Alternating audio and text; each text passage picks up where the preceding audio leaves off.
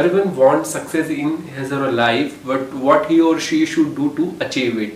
Hello everyone, my name is Surendra Singh Chauhan और आप देख रहे हैं हमारा चैनल चौहान सर। और आज हम बात करेंगे कि सफलता कैसे हम ले सकते हैं, सफलता हम कैसे पाए। देखिए, हर एक स्टूडेंट के और हर एक उस कैंडिडेट के दिमाग में यही चल रहा है कि मुझे सफलता कैसे मिले। देखिए, आप अपनी जो डेली लाइफ है उसमें कुछ थोड़े बहुत चेंजेस करके आप बहुत जल्दी सफल हो सकते हैं। मैं आपको कुछ वो सक्सेस के टिप्स देना चाहता हूं। अगर वो आप अपनी लाइफ में फॉलो करेंगे, थोड़ा सा अपना रूटीन जो है वो थोड़ा सा चेंज करेंगे, तो आप देखेंगे कि आपको बहुत जल्दी बहुत ही जल्दी आपको बहुत जल्दी सक्सेस मिलने वाली है। और मेरे अकॉर्डिंग अगर आप मानना चाहेंगे तो मेरे अकॉर्डिंग वो कुछ पॉइंट्स हैं, मैं आपको बता देता हूं। देखिए, काम टालने की आदत छोड़ दें आप। अगर कोई काम को आप टालते हैं, suppose I will give you example कि ये काम मैं कल कर लूंगा, ये काम मैं परसों कर लूंगा, तो ये जो काम टालने की आदत है ये छोड़ दें। I mean to say that कि ये वाला चैप्टर मैं कल कर लूंगा, ये वाला क्वेश्चन मैं तब कर लूंगा, ये वाला न्यूमेरिकल मैं तब निकालूंगा, वो वाली बुक मैं कल ले आऊंगा। तो ये जो काम करने की आपकी आदत है कि आज नहीं करना, कल नहीं परसों करना, अगर आप ये टाल देते हैं तो आपको बहुत फायदा होगा। आपको जो सक्सेस वाली बात है वो बहुत आपके नजदीक आ जाएगी।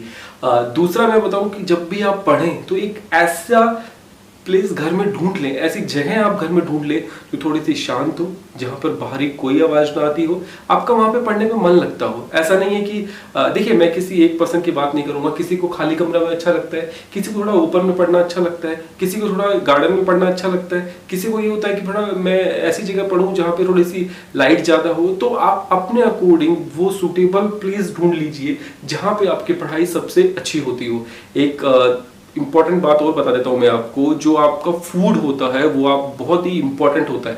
कहते हैं कि अगर आप संतुलित भोजन खाते हो, बिकॉज जैसा आप अन्न खाएंगे वैसा आपका मन हो जाएगा। अगर आपका अन्न अच्छा है तो आपका मन भी अच्छा होगा। I mean to say that कि साइंस भी यही कहती है कि आपको उल्टे ट्राइंगल की तरह फूड खाना चाहिए। सपोज जो ब्रेकफास्ट है वो बहुत ज्यादा हैवी होना चाहिए, लंच और कम होना चाहिए और डिनर आपका बहुत ही कम होना चाहिए। बिकॉज आप वैसे भी पढ़ने वाले स्टूडेंट हैं तो आपको रात को खाना कम खाना चाहिए, अदरवाइज आपको नींद ज्यादा आएगी।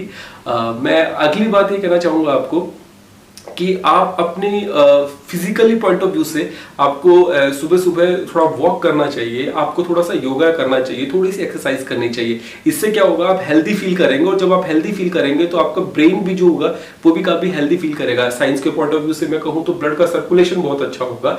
जितना ब्लड का सर्कुलेशन अच्छा होगा उतना ऑक्सीजन जो है आपके ब्रेन में जाएगा, और जितना ब्रेन में आपके ऑक्सीजन जाएगा आपका ब्रेन उतना ही अच्छा काम करेगा। जो भी क्वेश्चन आप कर रहे हैं उस क्वेश्चन के आंसर्स ढूंढे आप। सपोज हमें कई बार होता है कि इस क्वेश्चन का आंसर मुझे नहीं आ रहा है, इसको लेफ्ट कर देते, नहीं ऐसा मत करिए। उस क्वेश्चन का आंसर ढूंढिए आप, उसके बारे में थोड़ी रिसर्च करिए आप, अपने टीचर से बात करिए आप। हो सकता है टीचर भी झुंझलाहट करेगा आप, ये कितनी बार पूछेगा, ये बार बार पूछेगा। देखिए, मैं बता देता हूँ आपको, ऐसे टीचर जो होते हैं वो आपके फेवरेट बन जाते हैं और ऐसे टीचर्स के आप फेवरेट स्टूडेंट्स बन जाते हैं। इसलिए आपको करना क्या है, अगर आपको कोई सवाल नहीं आ रहा है, कोई सवाल का जवाब नहीं जान पा रहे आप अपने टीचर से पूछिए। मैं कहूंगा वो टीचर से आप बार बार पूछिए। एक और बात बता देता हूं मैं आपको कि जो भी काम हो, देखिए कोई भी बड़ा काम है, अगर आप उसे करने बैठेंगे आपको बहुत ही मुश्किल लगेगा, लेकिन उसी बड़े काम को अगर आप छोटे छोटे टुकड़ों में डिवाइड कर लेंगे तो वो काम आपको बहुत इजी लगेगा। तो मेरा ये कहना है कि सपोज कीजिए, एग्जांपल दे देता हूं मैं आपको, कोई चैप्टर है, बहुत बड़ा चैप्टर है, वो हो नहीं रहा, उसको पार्ट्स में डिवाइड कर लीजिए। सपोज आज ये वाला पार्ट करना है, कल ये वाला करना है, परसों ये वाला करना है, या कोई फॉर्मूला है उसको पार्ट्स में डिवाइड करिए आप, तो आपको वो चीजें ईजी लगने लग जाएंगी। ठीक है, अब एक बेहतरीन एग्जाम्पल ऑलरेडी आपको पता है, वो लकड़ी वाला। एक लकड़ी को आप आसानी से तोड़ सकते हैं, बहुत सारी लकड़ियों को तोड़ नहीं सकते। जो बड़ा चैप्टर थोड़ा सा भारी पड़ेगा, आप उसको डिवाइड कर लीजिए, छोटे छोटे करके आप तोड़ेंगे तो आई थिंक उस चैप्टर को आप जल्दी तोड़ पाएंगे और आप इजीली चीजों को समझ पाएंगे, चैप्टर आपका कंप्लीट हो जाएगा। देखिए, हर पर्सन का जो एक एनर्जी लेवल होता है वो अलग अलग होता है। सपोज मैं एग्जांपल ले लेता हूँ, कुछ लोग होते हैं सुबह जल्दी उठ के पढ़ लेते हैं और उन्हें बहुत जल्दी याद होता है। कुछ लोग होते हैं जो दोपहर में भी पढ़ लेते हैं, कुछ लोग लेट नाइट तक पढ़ते हैं। ठीक है, अब लेट नाइट वाले बंदे को आप बोलोगे कि सुबह जल्दी उठ के पढ़, तो वो कहेगा मेरी पढ़ाई नहीं होती।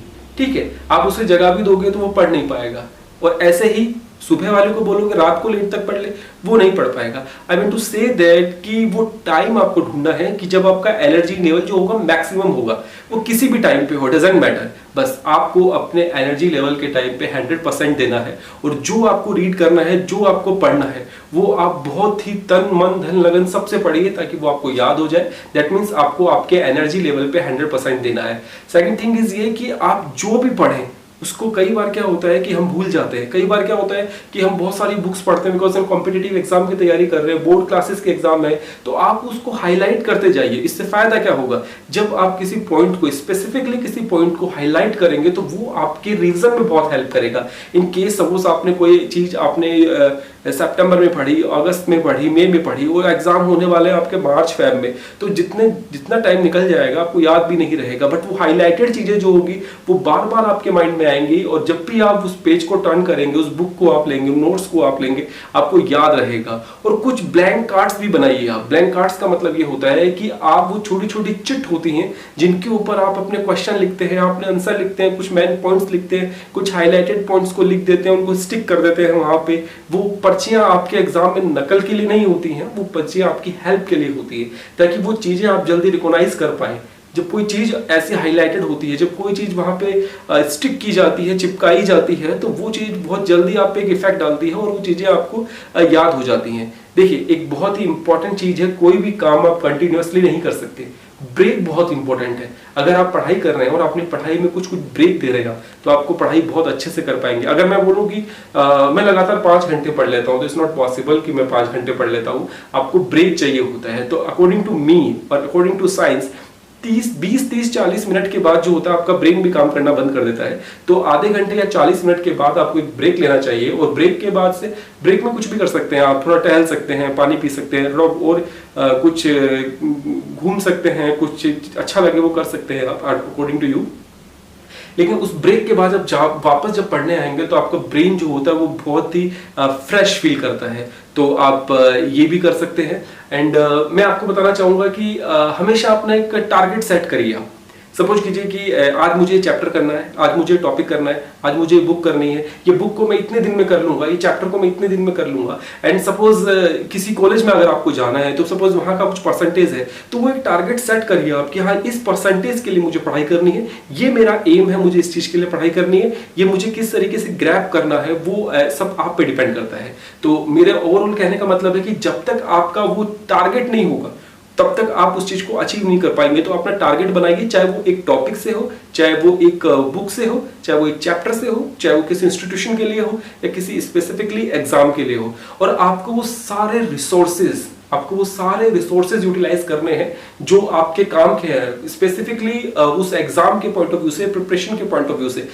मैं बात करूं सपोज बुक्स की, आपको वो सारी बुक्स देंगे। आपको लाइब्रेरी जाना है, लाइब्रेरी जाके जो आपकी कंसर्न बुक है अकॉर्डिंग टू एग्जाम वो आपको लेनी है, नोट्स बनाने हैं, आपको अपने फ्रेंड से डिस्कस करना है। सपोज कीजिए आपको इंटरनेट पे जाना है, इंटरनेट पे जाके सर्च करिए, गूगल पे जाके सर्च करिए, आप वो सब कुछ करिए जहां जो रिसोर्सेज आपके पास अवेलेबल है। किसी भी रिसोर्सेज को आपको छोड़ना नहीं है, सारे रिसोर्सेज यूज करने हैं। और जब आप किसी चीज की अंडरस्टैंडिंग करते हैं तो आप अपने जो सेंस ऑर्गन्स हैं उनको भी काम में लीजिए। आप अपने 5 सेंस ऑर्गन्स लगा दीजिए उसके अंदर। सपोज साइंस की अगर मैं बात करूं तो प्रैक्टिकल बहुत इंपॉर्टेंट होता है, तो आप प्रैक्टिकली उस चीज को देखिए ताकि आपको नॉलेज मिले। कोई मॉडल है तो उसको टच करके देखिए, कोई चार्ट है तो उसको देखिए, बुक में बहुत सारे फ्लो डायग्राम्स होते हैं उनको देखिए आप, ठीक है। वो सब चीजें आपकी एग्जाम टाइम में आपके माइंड में रह जाती हैं, और जब ये आपके माइंड में रह जाती हैं तो मैं कहना चाहूंगा कि ये आपको एक पॉजिटिव रिजल्ट देती हैं। कई चीजें ऐसी होती हैं जो हम कहते हैं ये तो मैंने बहुत दिनों पहले पढ़ी थी